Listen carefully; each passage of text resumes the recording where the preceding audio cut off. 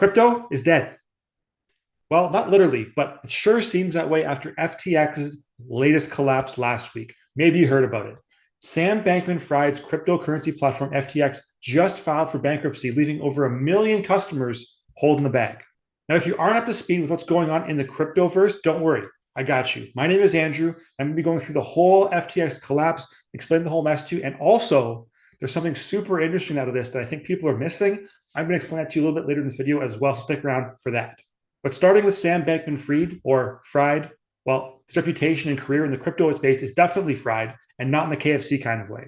Hailed as kind of a wonderkid or superstar out of the banking world, he left the trading desk back in 2019 October to found and operate FTX alongside another ex-employee of Google, Gary Wang. And those two gentlemen ended up growing the crypto company in less than 2 years to a valuation of more than $18 billion.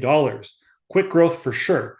In September of 2021, they secured their first sponsor with the Mercedes driving team. And in 2021, October, they actually valued themselves at $25 billion, topping out in January of 2022 at $32 billion as their valuation. Things were going well, things were rosy, users were growing, and Sam was touted as kind of the next Tony Stark level prodigy, the next Warren Buffett by some. But then the wheels started to fall off in accordance with the overall crypto crash in that space. And shit really hit the fan back on November 2nd when a report was leaked from CoinDesk stating that the balance sheet of Alameda Research, Bankman-Fried's crypto trading firm, was heavily dependent on FTX's native token, FTT. 4 days later, the rival crypto exchange Binance actually liquidated all of its FTT holdings, which then led to the real craziness. A day after that, on November 7th, Bankman-Fried tweeted out and assured customers and investors that all was good on the platform, nothing to worry about with FTX. But just a day later, on November 8th, the price of FTT, FTX's actual token, dropped 80%, down from $22 all the way to $5, on the news that Binance was in talks to buy out the company and bail out Bankman-Fried. Bringing us to November 11th, just 3 days later, the day that FTX officially filed for Chapter 11 bankruptcy protection, and outgoing CEO Sam Bankman-Fried resignated from his role.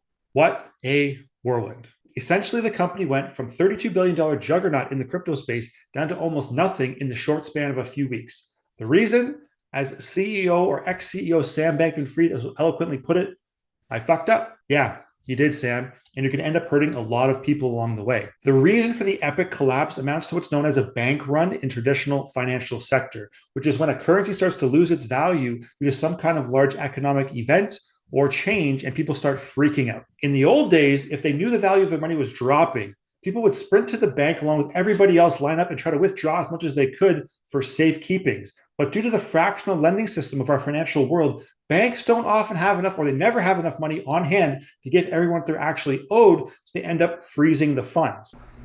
What do you mean the bank is out of money? Insolvent? You only have enough cash for the next 3 customers! This is exactly what FTX did, and their million users tried to sell their crypto, convert it back to cash, and withdraw it from their platform.